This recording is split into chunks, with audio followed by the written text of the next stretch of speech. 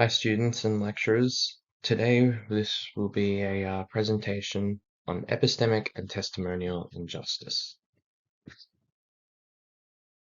So one may ask, what is epistemic injustice?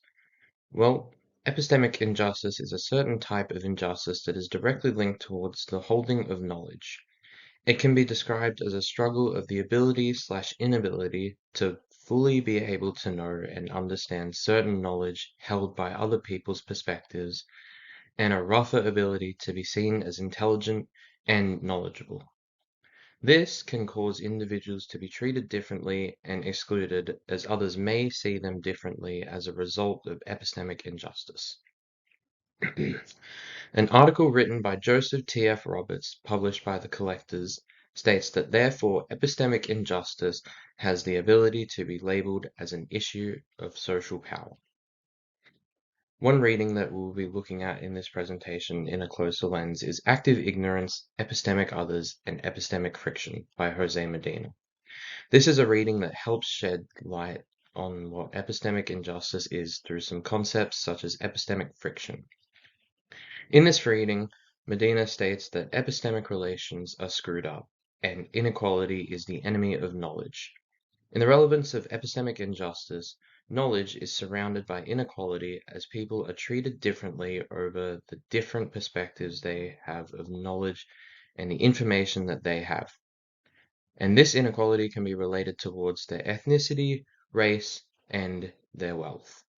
Furthermore, Medina makes a claim that social injustices breed epistemic injustices. This can be interpreted as stating the fact that with the continuation of sharing of knowledge, there will always be prejudiced opinions held against different knowers.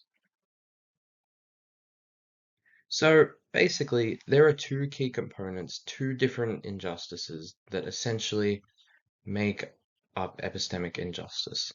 And those two injustices are testimonial injustice and hermeneutic injustice.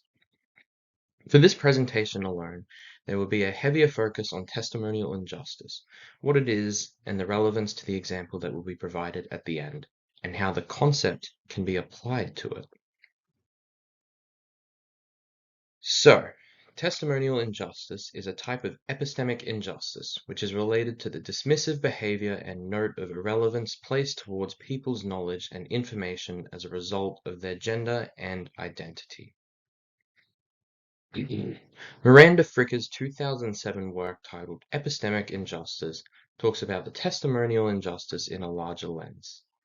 Fricker suggests that testimonial injustice is made up of a kind of social power known as identity power. Power is very critical when it comes to being social, as it socially entitles people to higher levels of respect and potentially authority, based off of traits of their personality and their identity. Fricker elaborates on the idea that power can operate actively and passively. Testimonial injustice can be summarized as a misuse of this social power to have the ability to hold knowledge over another person and discriminate against them for gender reasons, race reasons, and wealth reasons. Identity power is described by Fricker as shared conceptions of social identity and takes into account as a spectrum of different ways that individuals identify themselves in a social experience, and some examples such as what it means to socially identify as a man or woman, and also to identify as sexually as gay or straight. For example, say that a man would disregard a woman's opinion and not caring about the woman's perspective. The man is only focused on his own self and their own idea. He may even describe his belief as his own way. And then below we have got a quote from Fricker's work, which is, "The capacity to give knowledge to others is one side of the many-sided capacity so significant in human beings. Namely, the capacity for reason. No wonder that in the context of oppression, the powerful will be sure to undermine the powerless in just that capacity, for it provides a direct route to undermining them in their very own humanity." Another reading that has been examined is Valenzuela and Piaz state that there are three factors that define what an incident of testimonial injustice can take place in. The first is whether the hearer, in fact, has an identity prejudice of which she or he may not be aware. The second is whether that prejudice was in fact the cause of the credibility deficit. And the third is whether there was in fact a credibility deficit in the testimonial exchange to begin with. So now, lastly, we arrive at the example.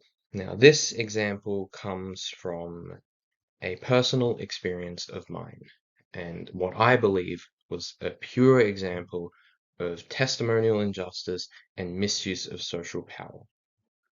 When I was in year 9, at my old school, I had a female teacher who had some, let's say, I've also written this down in the notes on the slides, but um, to speak from experience, she had very woman-based slash feministic ideas. She believed that women were very superior and they were the more dominant figure. And so she, despite the fact that she held this belief, she didn't exactly keep it towards herself. And she actually acted out upon it and enforced it on the class. The best example I can give is the fact that she would always, anytime a girl or a boy would raise their hand at the same time, she would always take the girl's opinion first. And if the girl answered the question wrong, she would applaud their efforts for at least trying and would slightly give them some redirection, even if it was the wrong answer, but would still give them, like, say that that's almost correct. Or if they were just stating their general opinion, even if their opinion wasn't exactly on the right track, the teacher would still give a lot of, I guess you could say, like recognition towards them being right. Whereas with a male's opinion, even if they were closer to the right answer, she would completely disregard them and say, no, that's wrong for so many reasons, and would just demolish them and would really kind of, you know, pick apart all of their things and closely examine it.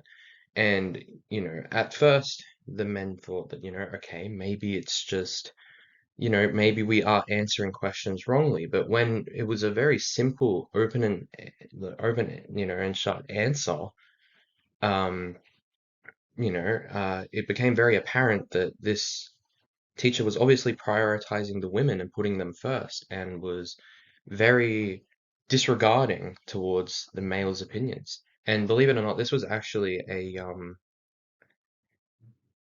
common occurrence across multiple of the other classes. So it wasn't exactly just my class, but it was also the other ones that she was teaching. A lot of the other males were realizing this woman has feministic ideas and she's taking them out on the class because she expresses the ideas of that women are superior than men, but then is also implementing that in her classes by always taking women's sides and women's opinions and disregarding the men's, which overall is a grand misuse of social power that has been given to her, and she has a big privilege as a teacher to be given that social power. And yeah, this is also the concept of identity power, the fact that she, feels that she has this authority over us and that she can, enforce all these ideas upon us, even though they're not exactly fair.